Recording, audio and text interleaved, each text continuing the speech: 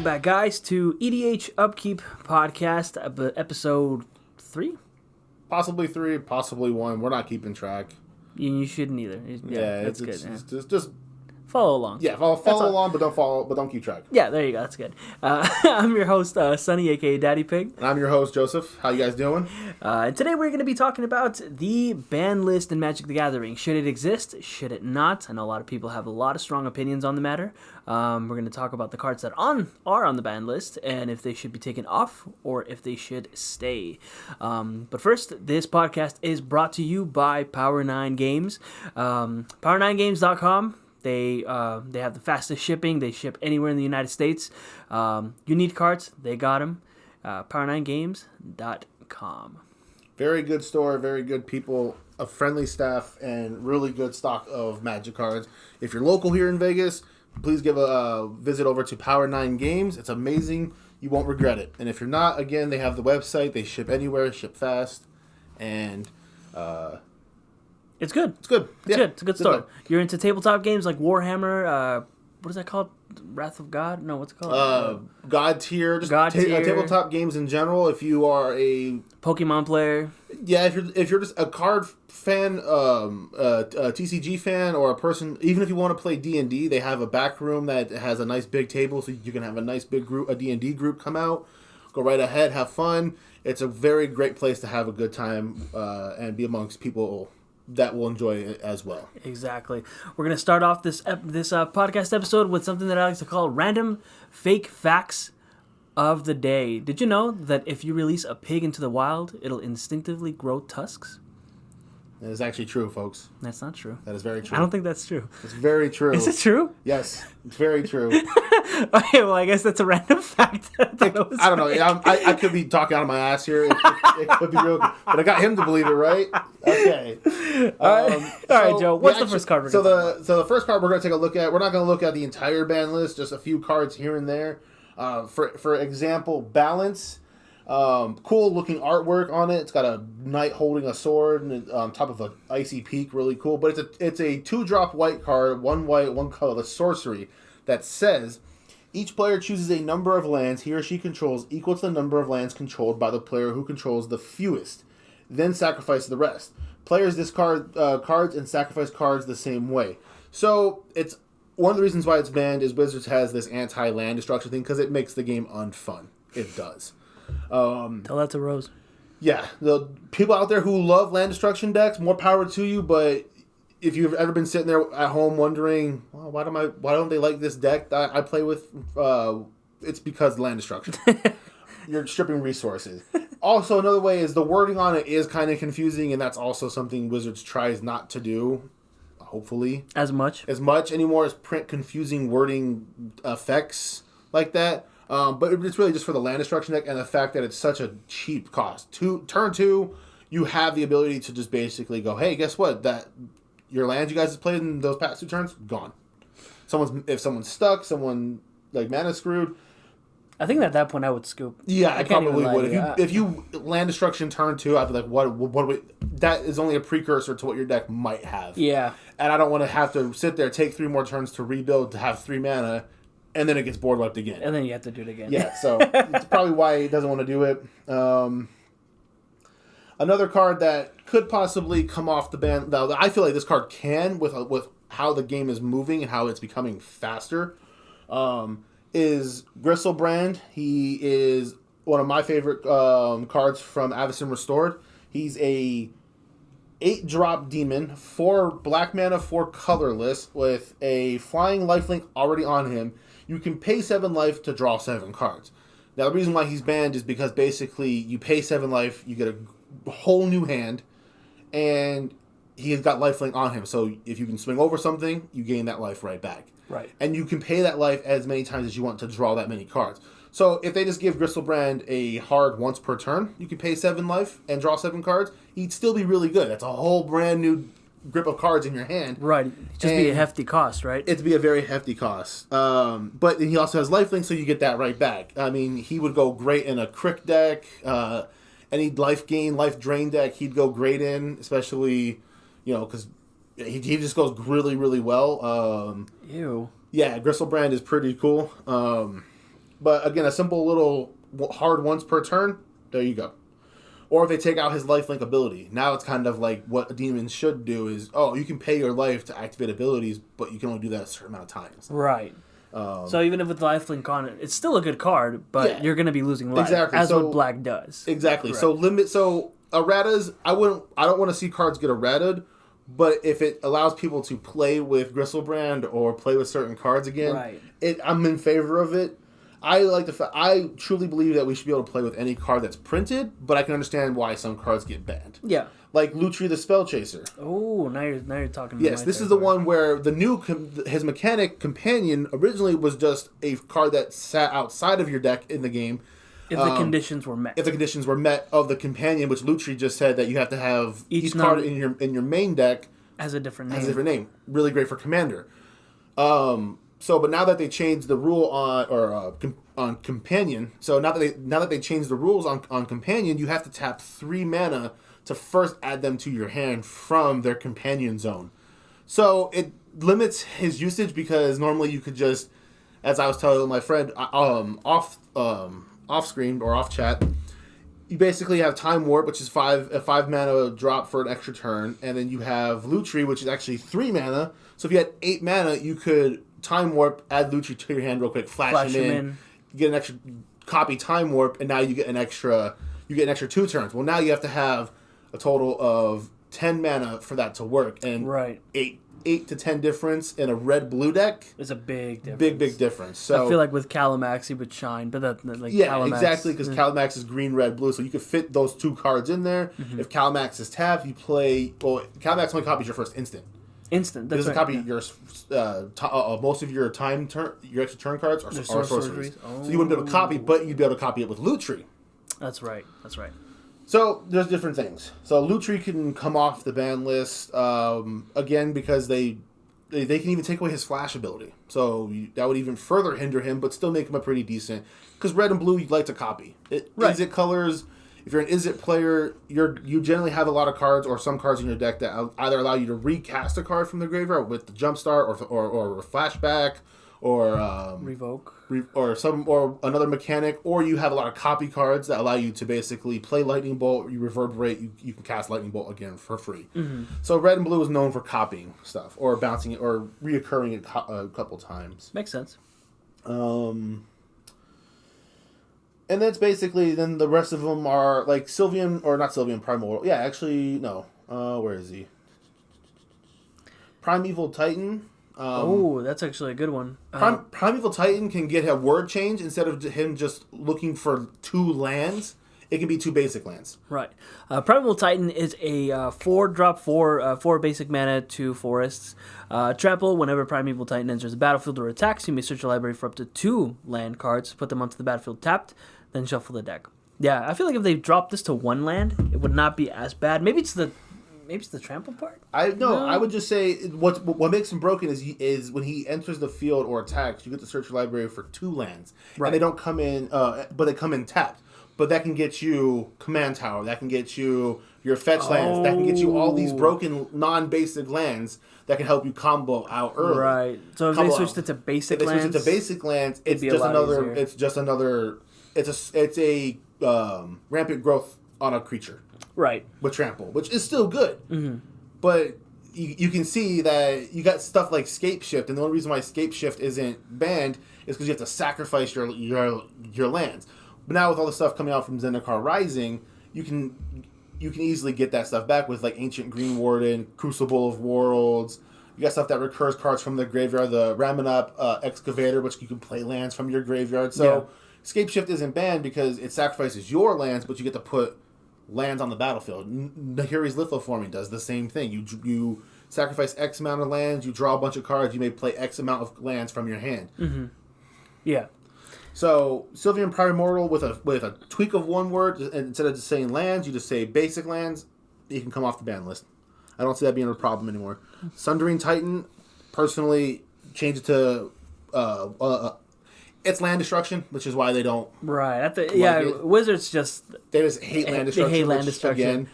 Sundering Titan, it's an 8 colorless drop artifact creature golem. When Sundering Titan enters the battlefield or leaves the battlefield, choose a land of each basic land type, then destroy those lands.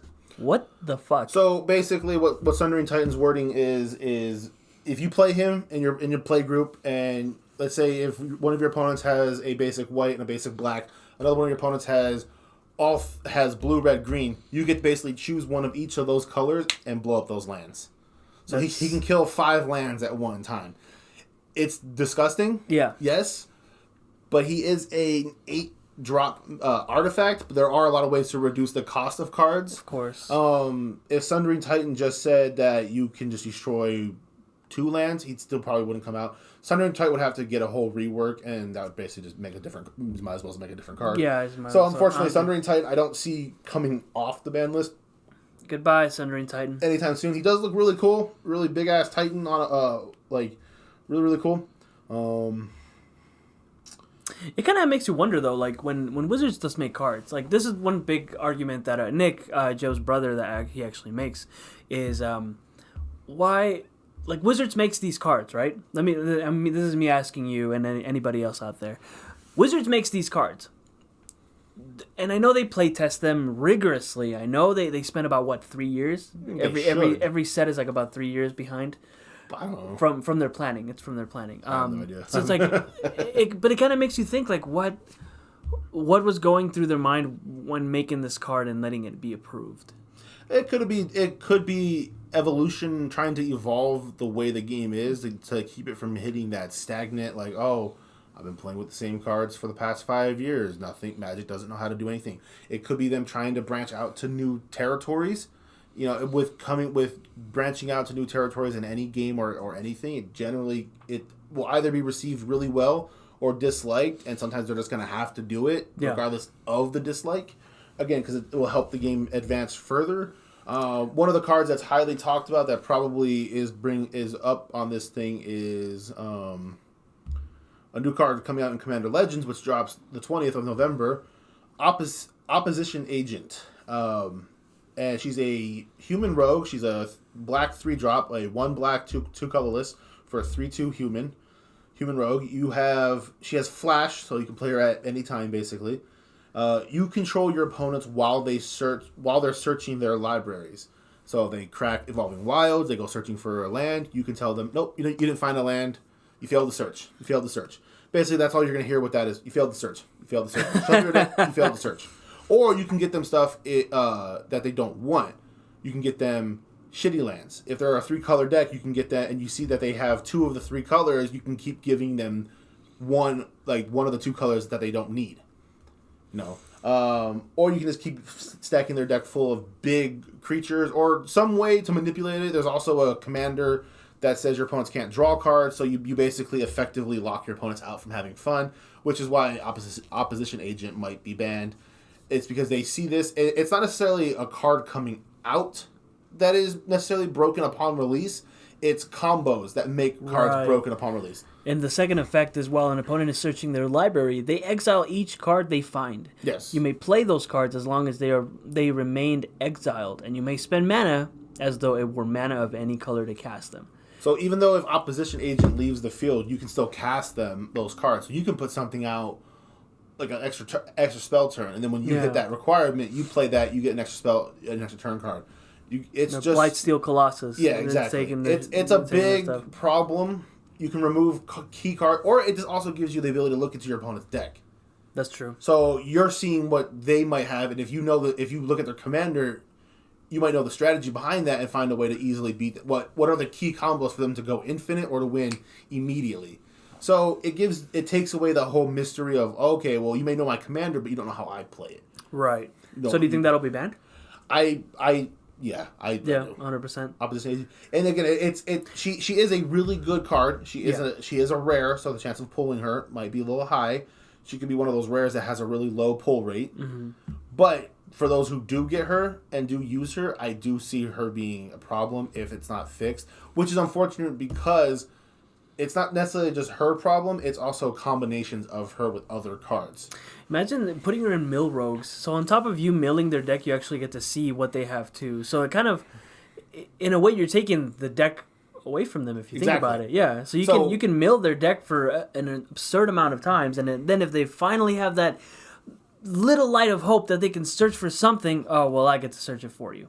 Yeah, so it's kind of like it's when how Wizards doesn't like land destruction. You're taking away an opponent's ability to play the game. Why are they even playing the game? Right. Why they even sit down, pull out their deck, and shuffle up? Why? Yeah, if you're gonna play, for them, yeah. If you're gonna play Mill Rogue like that with her in there, because she is a rogue herself and a pretty beefy one too. 3/2. Oh my god! Imagine using what was the new commander? Anawan, the Ruin Thief. Anawan, Mind Crank, and her. You can just bro. See, and that right there. That's and not then even that blue card. If you kick it. Maddening Cacophony. Maddening Cacophony. Yeah, that's not even like, and that's not even abusing opposition agent. That's just basically putting her in a rogue tribal deck with the new Anawan. Yeah, who can let you draw cards. Your opponents mill a bunch of cards, and then whatever. If they look for anything, if they ever they crack an Evolving Wilds and not realize that she's on the or forget that she's on the field, you now get to exile something, and you play it for yourself. It for your shit. It's abusive. Yeah, it's very abusive. It's what rogues do. I mean, rogues are thieves. That's what. Yeah, but the ability to completely lock somebody out of a game. That's not fun. That's not fun at all. Yeah. I mean, getting milled out is a pain already. Right. And people don't like the mill strategy already. It's kind of like one of the taboo things, like land destruction. Two of the unwritten rules is you don't mess someone's land and you don't mill them out. Yeah. Which is why you don't see that much mill commanders. Plus, really, in my opinion, there hasn't been that many good mill commanders except for recently now. The jumpstart. You can go Garuda. You can go the mono blue guy who mills an extra card. Yeah. You could have went Ona, Queen of the Fae, but that's not really mill. She's exiling. Mm-hmm. There's so many good cards to combo with that, but that's still technically a mill because they're not being able to play those cards. Put that spy in there, and they're just in the moral world for hurt. Yeah. So another card that I personally think that we will never ever see the light of day is Ruffalos Llanowar Emissary. You basically tap him. You get a forest. You get a forest mana for each. You add it to your mana pool. Each forest. Jesus Christ, I can't talk today. You tap him. You add a green to your mana pool for each forest you control. So basically, it's Gaia's Cradle on a creature. Good God! It's a 2 green drop for Elf Druid. Elves are one of the most popular tribes in Magic the Gathering, and there are a ton of cards that untap now. Yes, especially in blue. So like what's it called? It's like a there's a green elf that I think it's Arbor Elf. You just tap a green, tap it, untap target creature. Oh my God!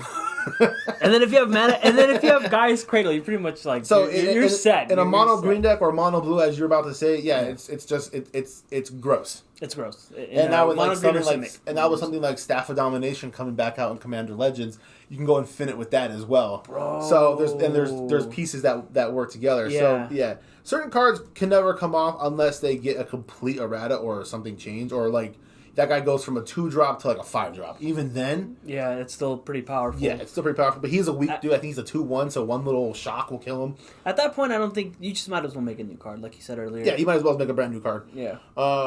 What's one of my cards that I would love to? Or this she'll never come off. Where is she? Iona, Shield of Ameria. She's a 9-drop legendary angel. She's 3 hard white, 6 colorless, 7/7. Flying angel, but then this is why she's broken. As long as Iona, Shield of Ameria enters the battlefield, you choose a color. Your opponents can't cast spells of the chosen color. That's broken because if someone's playing a monocolor deck and you play her and they're playing mono red and you say red, that person ain't playing anything unless they're playing artifacts. You're pretty much done. Yeah. They could change her ability. They can keep that lockout ability. Because white has white, you can build a white lockout deck. I mean, blue-white Grand Arbiter decks are stall decks. Yeah. Those are taxing decks. People don't really like playing against those because it just drags the game out. But Iona, if they took out the opponent's part and it says all players can't play spells of the chosen colors, you can basically lock out someone's deck, like 1/3 of their deck or 1/2 of their deck. If they're playing mono, you still basically kill them, but that will basically limit what they do. Everybody on the board. Yeah. Which would go good in taxing decks. They already do that sometimes, but now you just play Iona, and I was like, oh, okay. You don't need to beat the dead horse, pretty much. Basically, yeah. So Iona, if they did that, I don't really see her being played because they'd just be like, all right, whatever. I already have enough way to stall my opponents out. Give me one more. Okay, cool. She's a big beat stick, though, so 7/7 flyer. Let's talk about one that I actually kind of asked about the other day. So I don't know, maybe you can shine some light on me. Paradox Engine. So Paradox Engine is a legendary artifact 5-drop, and what it does is whenever you cast a spell, untap all non-land permanents you control. So Paradox Engine is one of the tools that can help you go infinite with a buttload of cards. Okay. I think Staff of Domination is where it really helps, or something like Basalt Monolith. You tap three. This really goes good in like colorless decks, or if you have a way to like make your mana any color, you can tap Basalt Monolith for 3. Play something for a free artifact. You untap Assault Monolith. You untap all your non-land permanents. You tap Assault Monolith again. You basically can stack your mana up and then just use that for like something with equaling X in its mana cost and just pretty much kill somebody. What about your favorite card, Hilarion Academy? Hilarion Academy can never be unbanned. You're not even gonna go into it. Unfortunately, Hilarion Academy, it's a legendary land that says tap, add blue mana to your mana pool for each artifact you control. Unless Wizards stop printing free artifacts, you'll never see Hilarion Academy come unbanned. Or if they can errata it and they put like a blue and 4 colorless spell, then tap it. Yeah. But even then, Urza, I'll tap 3 or 5 artifacts. I'll tap 5 of my little Thopter tokens I make, and I'll be able to tap that and generate 20 mana. Yeah, okay, right. Thank you. The last card... the last card we're going to talk about today is World Fire. Oh my god. I wanted to see your face. World Fire. It is a red sorcery for 6 colorless mana, 3 mountains. Exile all permanents. Exile all cards from all hands and graveyards. Each player's life total becomes 1. It's basically just... Let me see this real quick. It's a big fuck you to anybody. Unless you can, you can always counterspell it. You can try to counterspell it. Basically, you play this, and the next person that has a haste card or a burn card of any kind wins. Well, exile's all permanent, so you basically restart the entire game. Everyone's at 1 life. And no cards in hand. No cards in hand. No cards in graveyards. It's literally just you're top decking. Everyone's top decking, and how fun is that? Hoping for that ramp, or hoping for that mana, and then the next card they get is something with haste, or again like a Vexing Devil. I'll play Vexing Devil. Are you gonna let me keep a 4/3, or you can't pay the life because you're dead? So you're gonna die. So I have a 4/3. It gets right back. It's gonna get back to my turn unless you have a shock or a lightning bolt. Yeah, I'm gonna start. Imagine that like Nick, Joe's brother. He plays Angels. He plays this Angel mono white deck. Imagine he gains all that life like the last game we played where he was at 140 something. And you World Fire his life down to hell. So down to 1. The leading player just got his shrunk entire to a board. Everyone's board just got blasted to. Just got supernova back into the Stone Age. Yeah, that's why World Fire is banned. Is because it's 9 mana. It's not hard to get out. It's really and not. The fact that, like I said, is everyone's top decking, hoping to draw that first mana and then draw that first little creature, even a 1/1 Arbor Elf. Mm-hmm. Right. It's something. Or a Land of War Visionary. Oh, I'll draw a card too. Okay, cool. Gets back to my turn. 1 damage. 1 damage. 1 damage. Imagine if you win the game by World Firing and then going into Elvish Visionary and you win the game with a 1/1 ETB draw card. It's so douchey. It's so... but it's so good. It's so fun. I mean, they could easily errata this and just change it to where it doesn't exile... It exiles all non-land permanents, so everybody gets to keep their lands. But your hands are gone too, or what? Yeah, get rid of the hands and graveyards. Just keep your lands. Right. So the next person that draws a big bomb card could potentially win as well. Right. So when you use this as potentially game ending, the next card I draw is going to end everyone. Yeah. If you build a deck around this, knowing that this is going to come out and you have a bunch of hasty cards, low 1/1 hastes. Oh, that's all I got to do is draw into a mana, pull it next turn. Okay, cool. Tap. I'll play Legion Loyalist, who's a little haste goblin. 1/1. Bam. Dead. Next turn, bam. Next turn, bam. You win. Little 1/1 goblin trotting along the charred remains of of Planet Reach is What's happening? The little guy that survived, that come the first person to come out of the vault in Fallout. What the hell happened to this place? It's like that TikTok of that dude at the football game. What the fuck happened? Yeah. What the fuck happened? Also, imagine if you suspend something for like a turn, then you play that, and now it's just like, okay, well, I'll get my creature for free, or my ability for free. And everybody else everyone else is just screwed. So you could play build around there's actually a blue-red commander where you can suspend something for 4 turns. Mm-hmm. You pay the mana cost. I think you tap her. You suspend a card with 4 things on it. Those counters can't go away. You can't target that card because it's not technically in the game. Yeah. And then let's say if you just bring out, you suspend a Blightsteel Colossus. To just add misery upon death. You just I'm gonna suspend Blightsteel Colossus for 4 turns.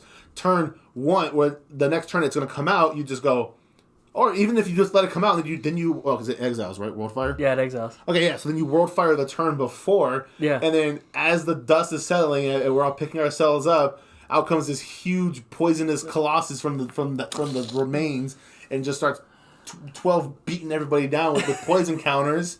Yeah, it's jank. So to add insult to insult, you're gonna kill them with infect, but drop their life to 0. you're gonna poison a desolate world. Yeah. Okay. That's a way to go. But that's kind of like having Krakatoa happen, and then a meteor hit as well. It doesn't make any sense. It's like Pompeii, and you're trying to find how to get the fuck out of the town. Exactly. Yeah. It's like having Pompeii and your horse breaks its leg. It's bad. It's just everywhere. It's bad. Another card I personally like her is Emrakul, the Aeon's Torn. I'm a big fan of the spaghetti monsters, the Eldrazi. Possibly one of the highest mana costs for a creature out there. 15 mana cost, generic mana. For a 15/15 legendary creature Eldrazi. The spell can't be countered. Amazing. Yep. When you cast this spell, take an extra turn after this one, so holy crap. Mm-hmm. It has flying protection from colored spells, Annihilator 6. Annihilator is basically an Eldrazi only ability where, if you don't know what it does, the creature with Annihilator attacks, and then defending player before blocks has to sacrifice 6 permanents. So Annihilator 6 is really high. They got to sacrifice 6 permanents before they can even block. That generally might mean they're creatures in a few lands, so it's got land destruction in there. And then just the cherry on top, when Emrakul, the Aeon's Torn, is put into a graveyard from anywhere, its owner shuffles their graveyard into their library. Not just shuffles their graveyard into their library. So it'll never go away. It'll never go away, and it gives you. It's an anti-mill. Unless you exile it? You have to exile it. Yeah. But if you mill into it, if your opponent does Maddening Cacophony and kicks it, it makes you mill half your deck. The moment you hit this, you have to take your entire deck. Remember what number you're on. Yeah. Shuffle your entire deck back into your graveyard, back into your deck, and then continue doing that. If you happen to hit her again, you just do the repeat process. So you can literally anti-mill somebody. It's just a pain. Well, that's why it's banned. That's why it's banned. Well, it's banned for many reasons. 1, can't be countered. 2, you get an extra turn, so it means that when you bring her out, if you don't already have a way to give her haste, like Lightning Greaves, which this big creature wearing tiny little boots doesn't make sense. But you get an extra turn, so you're going to be able to attack with her the next turn. She has protection from all colors, so you have to have a colorless thing, or you basically have to have colorless abilities. Yeah. It's insane. Or protection from colored spells. So one of Magic's many funny things is this big world-destroying Eldrazi spaghetti monster can be killed by 15 flying squirrels. Because those aren't colored spells, they're tokens. They're tokens. But she's got flying, Annihilator 6, and then the fact that when she hits the graveyard from anywhere, you take your entire graveyard, put it back into your library. It's a lot on if you can get her out, it generally will win you games. Except for if you have an army of flying squirrels. Yeah, fuck Eldrazi. Eldrazi are fun. I don't like Eldrazi's. Well, guys, that about wraps it up for this podcast. We also wanted to make an announcement. We are going to be doing some, I believe it's Commander Legend openings for Power9 Games, we're going to be filming it as well on Friday, November 14th. I don't know whenever this podcast is going to be coming out. I'm sorry, not Friday. Saturday, November 14th. I don't know when this podcast is going to be coming out. But definitely stay in tune. We're going to be cracking some packs, drafting some legendary Beastie Boys. Hopefully we can get something good out of it. Yeah, and then also when Commander Legends does drop, I personally will be getting 2 boxes myself, and I will be doing a box opening. During that box opening, I'm only going to basically show the rares and mythics and some of the other cards that I like personally. Just giving you a heads up if you're hoping that I do like a box opening where I look at every card. I'm not going to do that. I'm going to try to save some time and save you guys some time as well. Of course. But definitely I'm going to do a box opening for myself from one of my boxes. It's going to be fun. Can't wait. Legends looks amazing. It really, really does. Comes out November 20th, and it is in the draft format. Commander's never had that before. It's never had that before, so the draft format is unique. It sounds entertaining. I've never personally drafted myself. Yeah, we did a video talking about Commander Legends a little earlier. We'll definitely put that link somewhere. But it was a good video, very informative about the new commanders that we saw that we wanted to build, and the partner commanders as well, and other little things that you can do to combo off with them. Yes. But we are also going to be doing a game. We're going to be doing EDH Smash as well for Commander Legend commanders, legendary creatures. We're all going to make some decks out of them and pit them against each other to see how that goes. See what we can make. Yeah, we should have 2 games actually for Commander Legend commanders. One where it's a partner match, so basically it's a 3-way tag team. It's going to be pretty fun. And then we're also going to have a single player or a single commander match using our favorite legends from Commander. So, yeah, it's going to be interesting. We're going to have a lot of good videos coming your way. So it'll be dope, yeah. We're going to end this podcast with one last fake fact of the day. Did you know that a hummingbird flaps his wings so fast that he actually goes back through time and remains young for a longer period of time than most birds do? Think about that next time you're in the shower. Alrighty, guys, that wraps it up for the EDHMQ podcast. I was your host, Sonny. I was your host, Joseph. Thank you for stopping by. We will see you guys next time. All right, take care.